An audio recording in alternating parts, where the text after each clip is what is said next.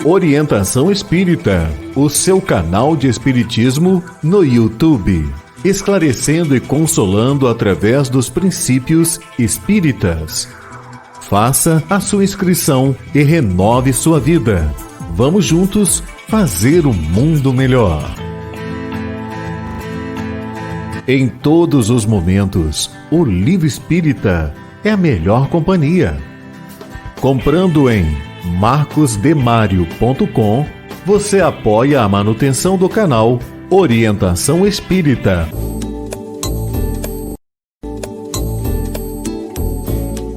No canal Orientação Espírita, você encontra variada programação, pensada e feita para você. Acompanhe os nossos programas no YouTube. Um olhar para o futuro na construção da Era do Espírito.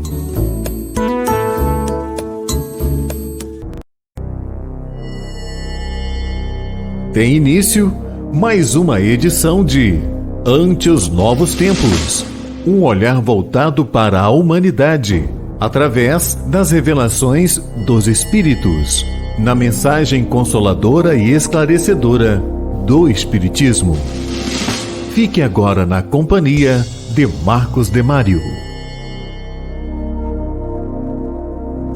Olá, iniciamos mais uma edição do seu programa, nosso programa, Ante os Novos Tempos, onde trazemos o Espiritismo explicando seus princípios e também a sua aplicação na vida. Ante os Novos Tempos tem o propósito de trabalhar a Era do Espírito e o mundo de regeneração. E iniciamos o programa com o Perguntando e Aprendendo, onde recebemos e respondemos as perguntas que nos são feitas pelos nossos telespectadores. Na sequência, nós temos a entrevista que é realizada por Orson Peter Carrara, e desta feita ele vai conversar com André Luiz Peixinho, lá da Bahia, grande companheiro do movimento espírita. Na sequência, nós temos a poesia espírita, sempre trazendo dois poetas do além através da mediunidade de Chico Xavier. Na sequência, o vídeo Para Viver Melhor, e no encerramento do programa é a vez do Entendendo com o Espiritismo, e que vai tratar no programa de hoje sobre a educação dos filhos. Tudo isso a partir de agora em Ante os Novos Tempos. Perguntando e Aprendendo. Iniciamos o Perguntando e Aprendendo, trazendo as perguntas que nos são dirigidas e que você também pode fazer. É só usar aí os canais de comunicação do nosso programa e enviar a sua pergunta, tirar a sua dúvida. Nós vamos então iniciar com uma pergunta que está vindo da cidade do Rio de Janeiro, onde aliás nós estamos, porque é aqui da cidade do Rio de Janeiro que produzimos e transmitimos o Ante os Novos Tempos. A pergunta foi feita pela Ângela e é a seguinte: qual é a utilidade para o espírito algumas lembranças de vidas passadas? Bem, de fato, Ângela, algumas pessoas, principalmente no período da infância, possuem recordações da última existência passada. Nós temos diversos casos investigados a esse respeito, inclusive por pesquisadores não espíritas, como é o caso do Ian Stevenson, que foi um pesquisador norte-americano e que lançou inclusive o livro 20 Casos Sugestivos de Reencarnação. Nós temos também um outro pesquisador não espírita, que é o Banerjee. Ele era hindu, mas radicado nos Estados Unidos, com diversos estudos a esse respeito. E casos e mais casos que nós poderíamos trazer aqui da literatura, tanto espírita quanto não espírita, de pessoas que, principalmente na infância, tiveram recordações, às vezes, muito exatas da sua vida anterior. Pois bem, os fatos aí estão, e fatos não se discutem, eles têm que ser observados e estudados. E os fatos comprovam a reencarnação. Mas a sua pergunta é por quê? Por que esses espíritos recordam a sua existência passada? Bem, por vários motivos. O primeiro deles, para aguçar a nossa ciência, para ser a prova cabal, testemunhal da imortalidade da alma e da reencarnação.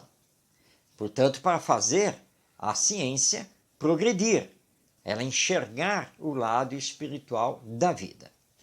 Segundo, porque esse espírito, assim como seus pais, tem necessidade de ter essa revelação para os pais, muitas vezes para levá-los às questões de ordem espiritual. E para o espírito que está no período infantil, é para que ele sirva de testemunha da reencarnação e da imortalidade da alma. Ou seja, sempre existe uma finalidade útil para que o espírito venha a recordar a sua existência passada.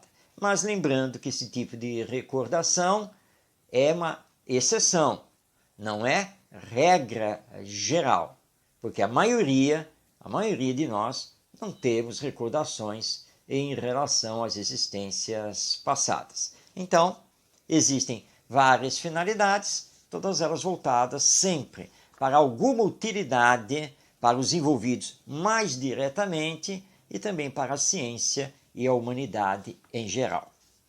Bem, agora nós vamos responder ao Pedro Augusto, que é de São Paulo, capital.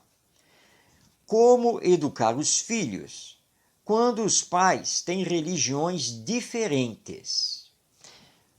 Pedro, essa pergunta é muito importante e nos remete aos casais enamorados que estejam planejando a sua união e futuramente terem filhos. E esses casais terem religiões diferentes, às vezes inclusive opostas em relação aos seus princípios e como percebem, como entendem a vida. Esses pais, esses futuros pais, não podem protelar o diálogo aberto sobre essa questão. Porque, embora tendo religiões diferentes, o amor entre eles é que deve prevalecer. Mas vai chegar o filho. Que educação religiosa será trabalhada com esse filho? É claro que haverá uma tendência da mãe querer que a sua religião seja a religião do seu filho, mas que o pai queira que a sua religião seja a religião do seu filho. Por isso que a conversa sobre isso tem que ser realizada muito antes de acontecer a gravidez e da chegada do filho. Os pais não podem travar uma guerra interna no lar a respeito de religião. E precisamos lembrar que mais importante do que ser adepto desta ou daquela religião, mais importante é a religiosidade, ou seja, a prática religiosa com a verdadeira fé, com a transformação moral. Porque ter uma religião apenas do ponto de vista formal, social, não é o mais importante. Porque a religião precisa nos transformar. E tem que ser uma religião que não radicalize os nossos pensamentos e a nossa visão sobre a vida. É mais importante que o filho entenda a necessidade da religiosidade, da fé, da espiritualidade. Receba, sim, os princípios de ambas as religiões, do pai e da mãe, para que ele possa, com o seu crescimento, se decidir entre uma ou outra, ou talvez até uma terceira, mas acima de tudo, sendo um ser humano de bem, espiritualizado. Isso é que é o mais importante. Então, que esses pais conversem muito, saibam respeitar a religião do outro e cada um tendo a sua liberdade de culto, já que cada um está ligado à sua religião.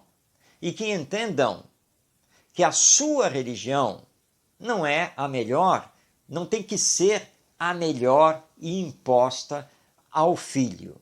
Que haja então muito diálogo, muito entendimento e que prevaleça o bom senso e, acima de tudo, a necessidade de moralizar e espiritualizar os filhos, que poderão frequentar a doutrina religiosa da mãe, a doutrina religiosa do pai, e aí então, depois, tomarem a sua decisão, que deverá ser respeitada em termos de religião. Vamos agora então passar a palavra à Vera Lúcia, que é de Belo Horizonte, Minas Gerais. Ela pergunta: como posso saber qual é a minha missão nesta existência? Vera Lúcia, todos nós temos uma missão a cumprir aqui na Terra quando estamos encarnados. E você quer saber qual é a sua missão. É muito simples isso. A sua missão é, antes de mais nada, acima de tudo, se melhorar. Essa é a sua missão, é a minha missão, é a missão de cada um que está encarnado aqui na humanidade terrena. Ah, mas você agora vai dizer, não, mas não é isso que eu quero saber. Eu quero saber qual é a minha missão específica no campo profissional, no campo moral, familiar, enfim. Essa resposta nós não temos. Porque isso pertence a Deus. Claro que você pode se analisar através das suas tendências, o que você traz consigo mesma, e conseguir intuir da sua missão neste ou naquele campo, nesta ou naquela área da humanidade. Mas, acima de tudo isso, você precisa, então, entender que a principal missão aqui na Terra é se melhorar. Se melhorar moralmente, intelectualmente, espiritualmente. É isso que nós precisamos fazer e é o que Deus, nosso Pai, espera de nós. Não adianta você chegar à conclusão que tem uma grande missão na ciência, por exemplo, no campo da física, da genética, da astronomia e assim por diante, mas se você não vai cumprir essa missão no bem, se essa tal missão não vai fazer de você uma pessoa melhor. Então, a primeira e grandiosa missão do espírito encarnado é se melhorar. Porque é em nos melhorando que haveremos de melhorar a humanidade. Então, não esqueçamos disso. Qual é a minha missão aqui na Terra? É me melhorar, para poder melhor auxiliar os meus irmãos em jornada terrena. Muito bem, vamos agora responder a Solange, que é da cidade do Rio de Janeiro. Ela enviou a seguinte pergunta: como explicar irmãos ligados organicamente entre si? São casos que a nossa medicina vem estudando muito e, inclusive, já chegou ao ponto de conseguir realizar cirurgias separando dois seres ligados intimamente, quase que de um corpo só. Qual é a causa espiritual disso? Nós temos duas causas principais. Bom, a primeira causa é que esses dois espíritos que agora compartilham corpos interligados, muitas vezes com um único coração, por exemplo, ou estão ligados cérebro a cérebro. A primeira causa, espíritos que em existências passadas, juntos, planejaram e promoveram o mal. É preciso realizar um resgate, uma reparação em conjunto. Podem ser inimigos do passado e que a lei divina vai juntá-los aqui agora, dependentes um do outro, com a ligação orgânica, para que não possam fugir desse um do outro. Mas também temos uma outra causa, que é ligada ao bem, ao amor. Espíritos que muito se amam, que muito se querem e resolvem vir unidos, juntos, para inclusive auxiliar a ciência no seu progresso, que terá que estudar a melhor maneira de separá-los. E isso provoca o progresso da ciência. Portanto, existem várias causas possíveis para essa situação e sempre causas justas e que vão servir para esses dois espíritos e servirão também para o progresso da ciência humana. Então, embora nós nem sempre possamos captar essas causas, ter a explicação ali exata sobre aqueles dois espíritos, porque muitas vezes os espíritos não podem nos revelar essas causas, mas sabemos que elas são justas e que vêm trazendo esses espíritos ou para uma reparação em relação ao passado ou para auxiliar o progresso da ciência. Muito bem, nós vamos agora responder a Michele, que é de São Paulo, capital. Michele, então, nos pergunta: duas pessoas que se prejudicaram, criaram inimizade, terão que reencarnar juntas? Possivelmente sim, mas isso não quer dizer que já tenha que ser na próxima encarnação.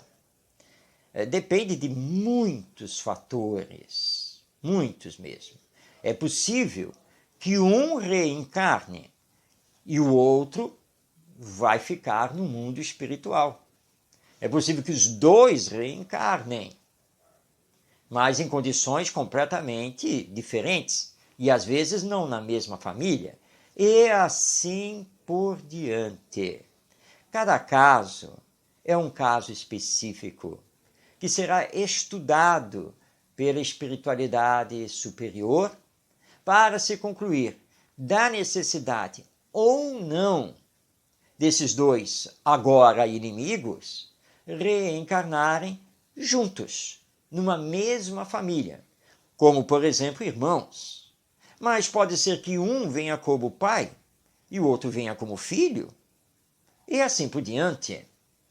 São muitas as situações que vão ligar esses dois espíritos até que eles entendam da necessidade do perdão, da compreensão e de estabelecerem uma nova relação com base no amor.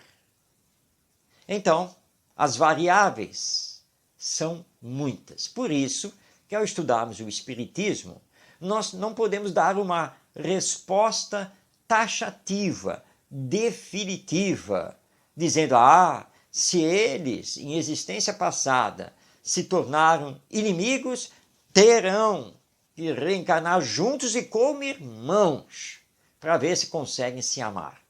Essa é uma situação possível, mas não única. Então, precisamos estudar cada caso e não darmos essas respostas prontas, fechadas, como se somente isso pudesse acontecer. Lembrando que Deus, acima de tudo, é justo e misericordioso e muito nos ama e quer o nosso bem. Então, não existe uma resposta única. Vai depender de cada caso, das situações que envolvem esses espíritos, e a lei divina vai estabelecer para eles, na próxima encarnação, o que melhor seja para um e para o outro. O Espiritismo é fantástico no estudo dessas situações reencarnatórias. Bem, chegamos ao final do nosso Perguntando e Aprendendo. E você já participou? Você já enviou a sua pergunta? Não deixe para depois. Veja aí na sua tela os canais de comunicação do nosso programa e envie então a sua pergunta. Nós teremos o maior prazer de estudá-la e trazer então o conhecimento espírita para responder a sua dúvida. E agora está na hora de passarmos a palavra a Orson Peter Carrara, o nosso entrevistador espírita. E hoje ele vai trazer nosso querido amigo, grande trabalhador do movimento espírita baiano, o nosso André Luiz Peixinho, que vai, na entrevista, conversar sobre outro grande vulto do espiritismo nas terras da nossa querida Bahia, porque André Luiz Peixinho conversa com Orson Carrara sobre José Petitinga, a quem devemos muito no movimento espírita. Mas deixemos toda essa conversa para os dois. Vamos rodar o vídeo da nossa entrevista. Vamos falar de José Petitinga. E nós convidamos para estar conosco o conhecido André Luiz Peixinho, que é médico, está na Bahia, e nós já tivemos a oportunidade de entrevistá-lo aqui em outra ocasião, e o nosso querido amigo escritor, palestrante espírita, está conosco hoje para falarmos deste grande vulto da doutrina espírita, do movimento espírita, José Petitinga. Bem-vindo, Peixinho, muito obrigado pela sua presença e pela sua disposição em estar conosco. Bem-vindo, sou eu, né? Grato pela oportunidade para estarmos aqui conversando, Orson, e podermos trocar algumas figurinhas, como se diz, sobre José Petitinga, né? Eu começo até brincando, porque Petitinga é o nome de um peixe pequeno, e quem vai falar sobre ele é Peixinho, outro peixe pequeno. Né? Peixinho com peixinho se entende conversa. Bem, né? Peixinho com peixinho se entende bem. Muito bem, Peixinho, é uma alegria, uma satisfação muito grande, mas muitas pessoas, Peixinho, especialmente as gerações mais novas e os espíritas recentes, não conhecem José Petitinga, que desencarnou em 1939, faz bastante tempo, várias décadas. Em síntese inicial, Peixinho, quem foi José Petitinga? José Petitinga foi um personagem carismático aqui na Bahia, né? Ele tinha uma imensa capacidade de comunicação, chamava a atenção desde os primórdios da sua existência pelo grau de inteligência, pela capacidade linguística. No seu trabalho profissional, se destacou como guarda-livros, diretor de caixa, em suma, tesoureiro, de uma empresa que era privada e depois foi estatizada. Para você ter uma ideia, ele, quando houve o seu féretro, a própria fábrica onde ele trabalhava, já não era mais nessa empresa inicial, era a União Fabril, o grande proprietário, um homem muito também famoso aqui na Bahia, do ponto de vista financeiro, suspendeu todas as atividades, contratou ônibus para levar os funcionários para o seu velório, e ele realmente tinha um grande destaque nas suas rodas de amigos. Era um intelectual à época, né, autoformado, porque propriamente dito, ele não tinha cursos universitários, mas tinha uma imensa capacidade de aprendizagem e se destacava por essa capacidade de estudar, de apreender esses ensinos e difundi-los das mais variadas formas. No meio espírita, ele praticamente foi o grande impulsionador dos processos de união dos espíritas e unificação do movimento espírita. Daí ele ter criado a nossa Federação União Espírita Baiana, à época, em 1915. E viveu com ela, por ela, praticamente até as vésperas da sua desencarnação, porque conta-se que ele se sentiu mal quando estava fazendo uma palestra pública. E desde então ele não mais retornou a nenhuma atividade e veio a desencarnar logo depois. Essa é, digamos assim, uma aligeirada abordagem panorâmica de por que ele é tão importante entre nós. E é claro que depois de desencarnado ainda temos o que dizer, porque ele voltou sob a pena de Manuel Filomeno de Miranda, seu fiel escudeiro, vocês vão ver por quê, e boa parte dos relatos de Manuel Miranda tem José Pititinga como um dos mestres desse grupo e dessa atividade. E também ele é visto no livro Voltei participando das peripécias de Frederico Figner, com o pseudônimo de Irmão Jacó. Puxa, Peixinho, que numa síntese aí maravilhosa, a gente já pode ter uma ideia desse notável homem. E ele é natural da Bahia mesmo, Peixinho? Nasceu na Bahia, sempre viveu na Bahia? Ele nasceu no Sítio da Pedra, na comarca de Amargosa. É uma cidade próxima de Salvador, relativamente próxima de Salvador. Quando eu digo relativamente, é porque a Bahia tem milhares de quilômetros para se distanciar. Quem vai de Juazeiro, onde ele morou, a Ilhéus, onde visitou, pode passear com 1.200 quilômetros. Ela deve ter, provavelmente, em torno de 250 quilômetros de distância de Salvador. Foi lá que ele nasceu, ele cresceu nesse ambiente, né? Seus pais, Manuel Antônio da Silva e Maria Florentina da Silva, não, de Sena, Maria Florentina de Sena, que deram a sua educação inicial nesse tipo de ambiente. Mas aos 11 anos ele já foi trabalhar. Não existia proibição a trabalho infantil. Ele já foi sendo destacado pela sua capacidade intelectual em contabilidade, em caixas e pela sua escrita. Ele tinha uma letra assim muito primorosa e o português dele muito bem preparado. Para você ter uma ideia do preparo dele, aqui existiu alguém que dizia-se que em latim César Zama, ele próprio, mas em português, na Bahia, só José Florentino de Sena. Você vê a capacidade linguística daquela época que ele já possuía. A língua era bem tratada. Que coisa impressionante, né, Peixinho? E tem notícias de como ele conheceu o Espiritismo, Peixinho? Tem, sim. Ele tinha 21 anos de idade e, a essa altura, ele vivia como um funcionário, né, trabalhando no comércio, mas era abolicionista e republicano, né?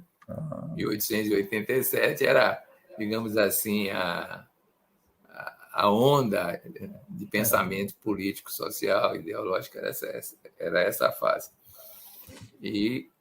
Mas ele morava a essa altura numa cidade próxima, muito próspera, então, Nazaré das Farinhas, porque Salvador tinha o Recôncavo como o caminho dos grandes vapores, né, como se chamava vapores, eram os navios de então.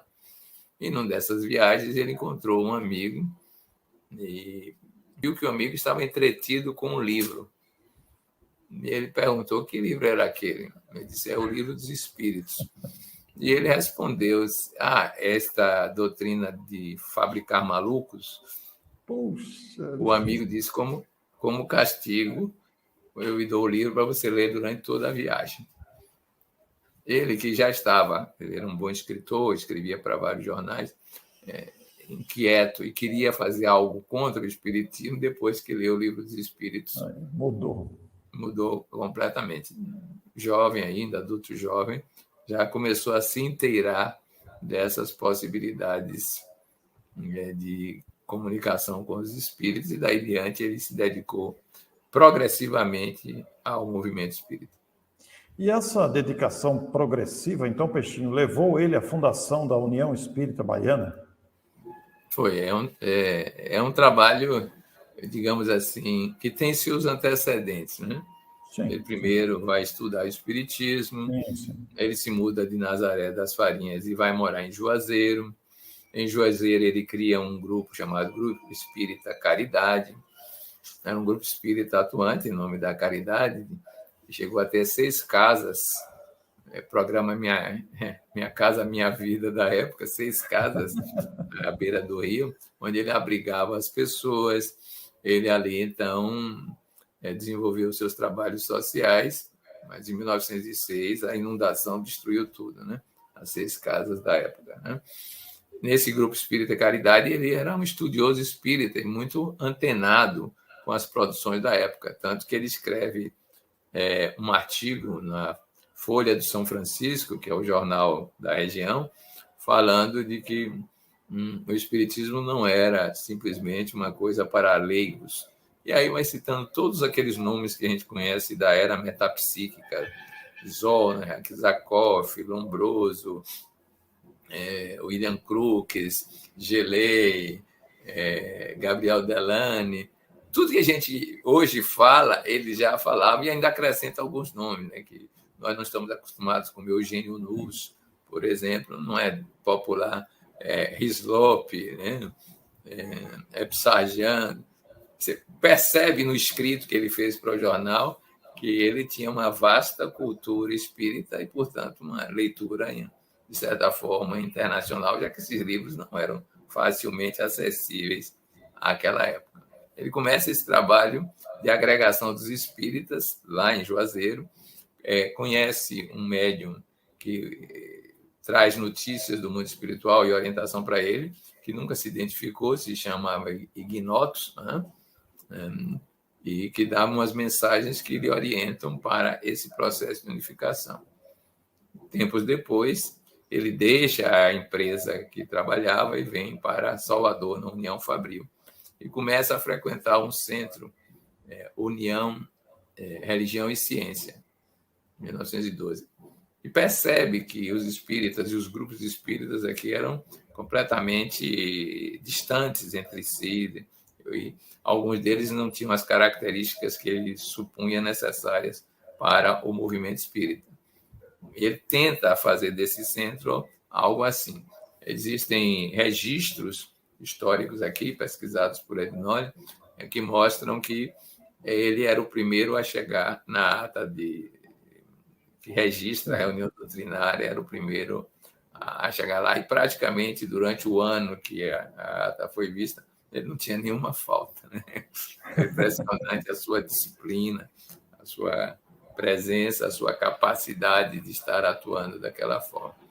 Daí ele se reúne a algumas pessoas e resolve fazer o primeiro grande movimento de integração, ele que já conhecia as bases da unificação do movimento espírita, lançadas em 1904 pela Federação Espírita Brasileira, na administração de Leopoldo Cirne, foi o jovem sucessor de Bezerra de Menezes. Então, ele levava aquele estatuto, reunido em grupos, como companhia Antônio Mafra, que nós não conseguimos localizar ninguém da família, nós que eu falo é sempre Ednória, nessa hora. E, nesses termos, ele faz, então, a visita de centro a centro para explicar o que é uma casa que una os espíritas em Salvador, começando por Salvador, basicamente. E é interessante que ele escolhe uma data, ele escolhe 3 de outubro, para começar o périplo. Aí reúne as pessoas, conversa sobre o que é o espiritismo, os estatutos, aquela história toda. Depois ele vai na próxima, e aí já agrega gente da visita anterior. Nós chamamos isso a primeira caravana baiana da fraternidade, a caravana inicial, né? Hoje nós temos um movimento também criado na gestão de Ednória que reflete esse tipo de trabalho visitando. Só que, à época, o número de casas restrito a Salvador e não era grande. Hoje nós temos 10 vezes mais grupos só em Salvador, praticamente, né? Então, vai fazendo esse trabalho e quando chega no dia 25 de dezembro, ele reúne todas as casas que foram visitadas e cria a União Espírita Baiana. Nem acabamos de conhecer, na entrevista trazida por Orson Peter Carrara, a vida, a obra, os exemplos e a importância de José Petitinga, esse pioneiro do movimento espírita no estado da Bahia, e tudo isso trazido pelo nosso André Luiz Peixinho, e tem uma folha de serviço enorme junto à Federação Espírita do estado da Bahia. É muito bom conhecer, não é mesmo? A história do movimento espírita brasileiro. Mas agora está na hora de irmos para os poetas do além. Está na hora de trazermos o nosso querido Chico Xavier e os poetas que do mundo espiritual escrevem para nós. Poesia Espírita.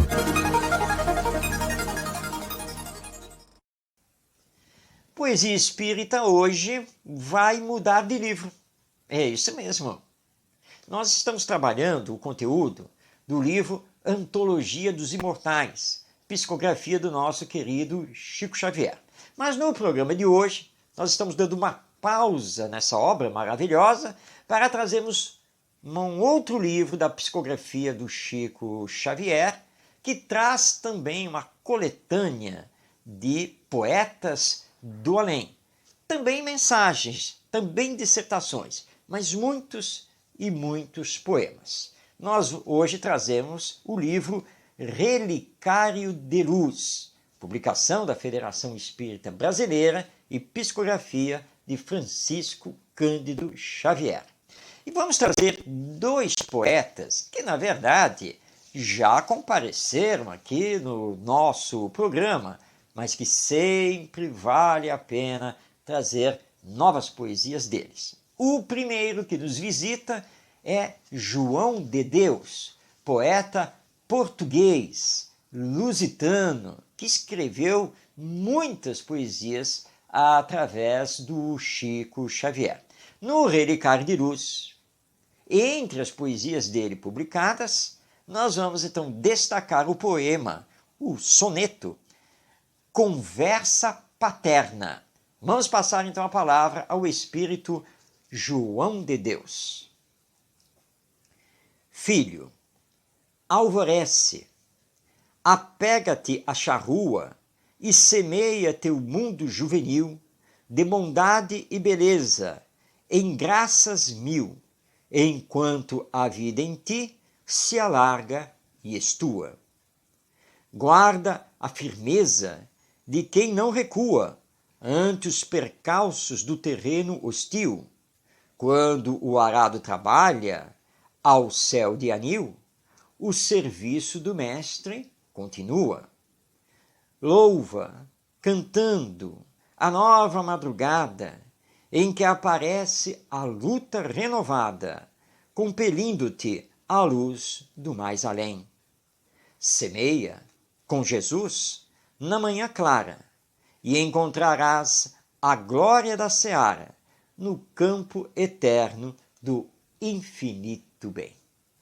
Eis então o soneto Conversa Paterna, escrito pelo poeta João de Deus, através da mediunidade do nosso Chico Xavier. Agora, também do livro Relicário de Luz, nós vamos trazer também um poeta que já compareceu no nosso programa outras vezes, poeta brasileiro, radicado no Rio de Janeiro, que é Amaral Ornelas, que inclusive em vida conheceu e atuou através do Espiritismo. Ele comparece, então, no livro Relicário de Luz, com o soneto Fraternidade.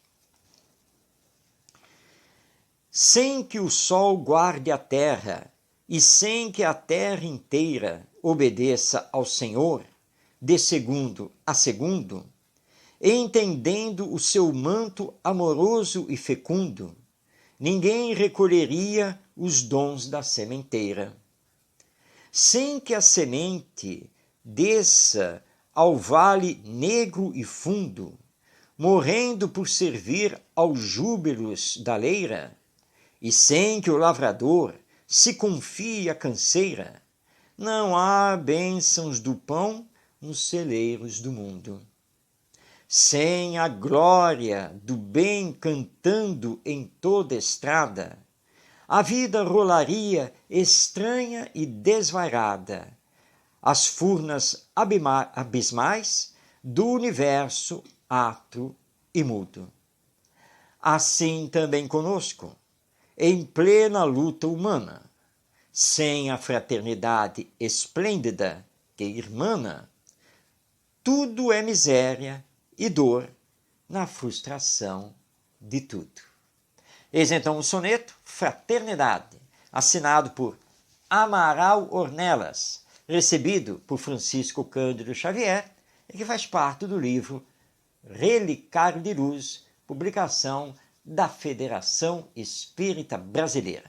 E com essas reflexões dos poetas do mais além, nós vamos agora rodar o vídeo do Para Viver Melhor, para aprofundarmos as nossas reflexões sobre a vida. Rodando o vídeo.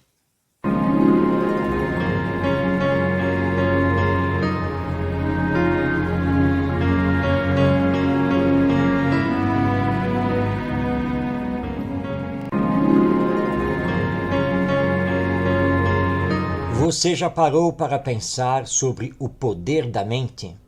E que o pensamento é energia? E essa energia atinge os outros? Quando dizemos que o ambiente está carregado, pesado, são as energias negativas transmitidas pelos pensamentos em desalinho das pessoas que fazem aquele ambiente.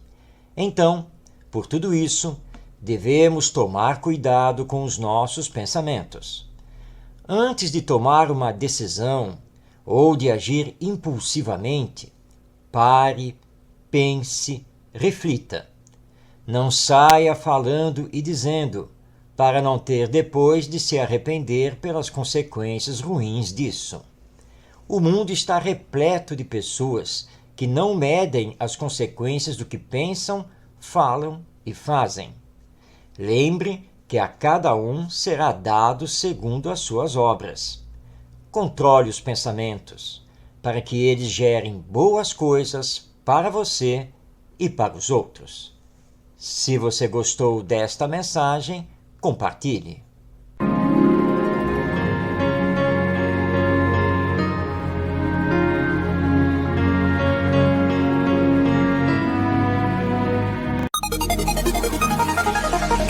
Entendendo com o Espiritismo. O tema de hoje, no nosso Entendendo com o Espiritismo, é a educação. Especificamente, a educação dos filhos. E vamos abordar aqui, portanto, a família, como um instituto humano, social, de educação do ser reencarnado. Porque o filho é uma alma imortal, ou espírito, e que se encontra agora numa nova existência. Todos nós sabemos, com o Espiritismo, que a reencarnação faz parte da lei do progresso, porque todo espírito é destinado à perfeição. E ele vai então se desenvolvendo, tanto na área cognitiva quanto na área emocional, para chegar a essa perfeição. E todos nós sabemos que, quando o espírito reencarna, ele obrigatoriamente tem que passar pelo período da infância. E aprendemos, estudando o Livro dos Espíritos de Allan Kardec, que no período infantil, o espírito reencarnado pensa como criança.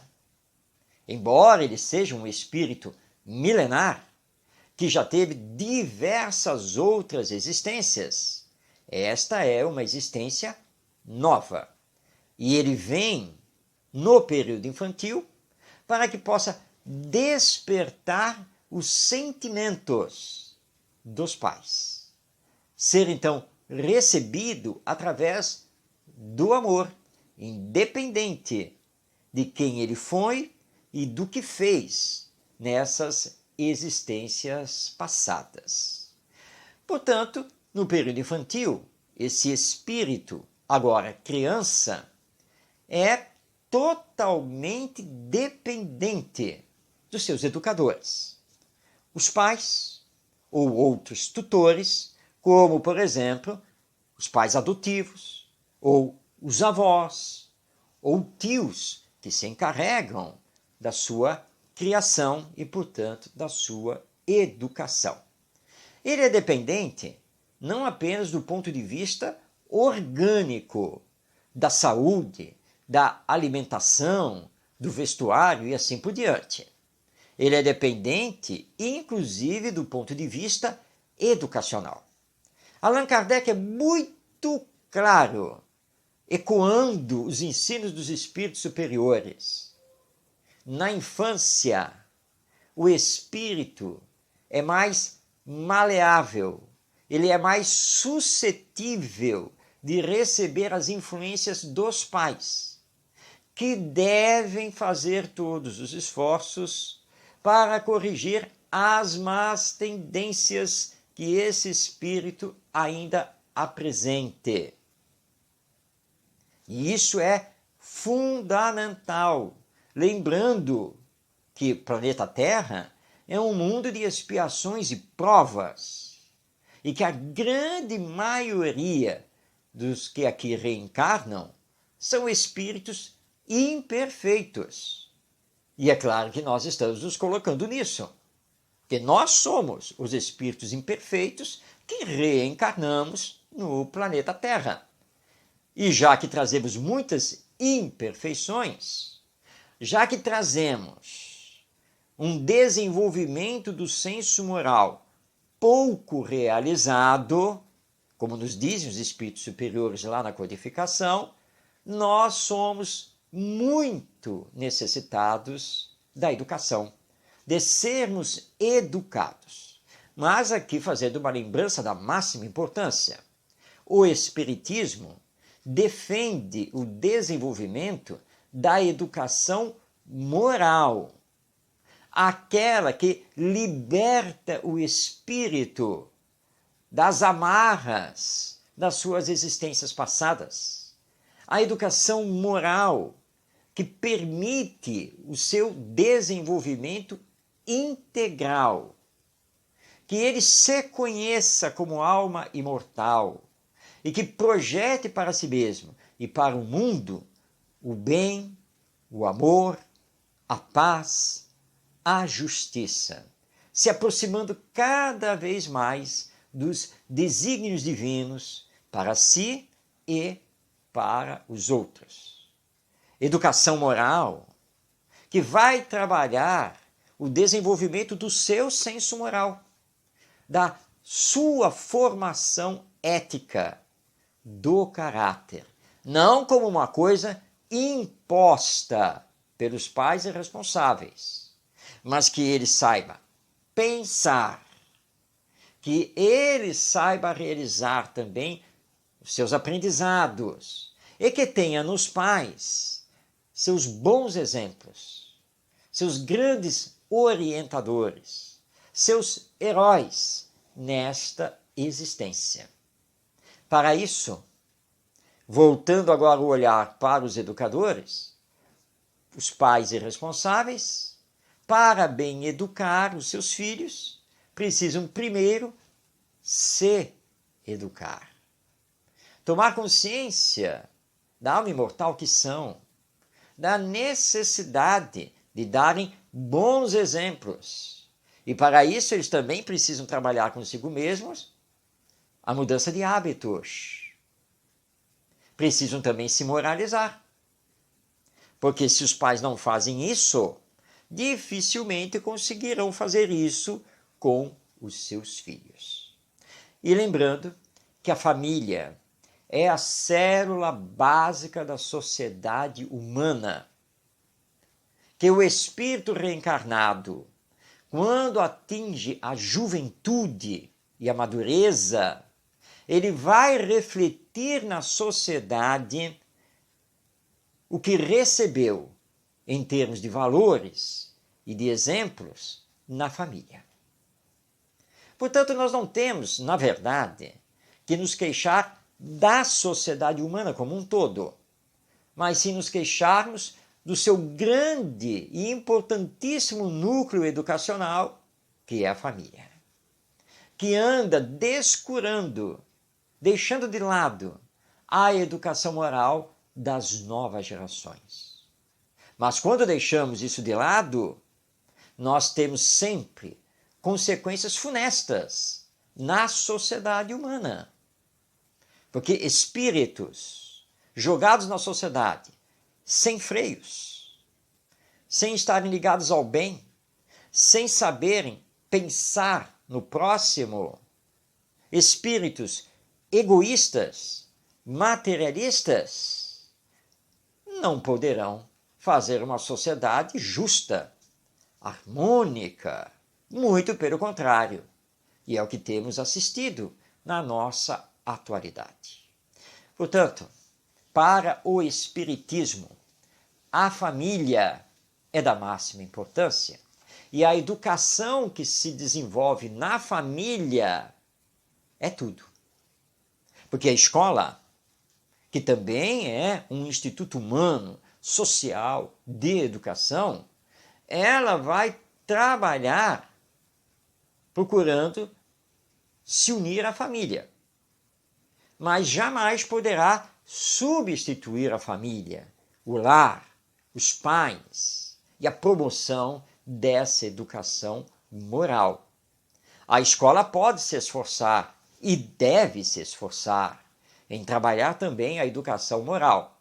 Mas se a família não faz a sua parte, a escola sozinha não terá o poder de conseguir transformar esses seres humanos para o bem. Fará a sua parte, conseguirá sim muitas mudanças, mas será um trabalho pela metade, porque a família não estará fazendo a sua parte. Então, cuidado se você é pai, mãe, tio, tia, avô, avó, cuidado com a educação que esteja promovendo com as crianças. Ela é fundamental para a humanidade que teremos no futuro. E lembre-se que à luz da reencarnação, nesse futuro, você terá que reencarnar. Que pais você gostaria de ter? Que família você gostaria de encontrar? Que humanidade você gostaria que lhe recepcionasse na nova existência? Pense nisso. Medite com muita profundidade sobre isso, para entender que o mais importante no campo educacional, na família, é a promoção da educação moral das crianças. E esses espíritos que reencarnam e desejosos e necessitados de terem orientação afetiva, com base no amor e espiritual. A educação dos filhos é a base do que teremos na sociedade humana. Bem, chegamos ao final desta edição de Ante os Novos Tempos, agradecendo a sua participação, agradecendo a você que está aí nos assistindo e desejando a todos nós bênçãos de amor e paz do nosso Mestre Jesus. Um grande abraço a você, paz na sua vida e até o próximo programa.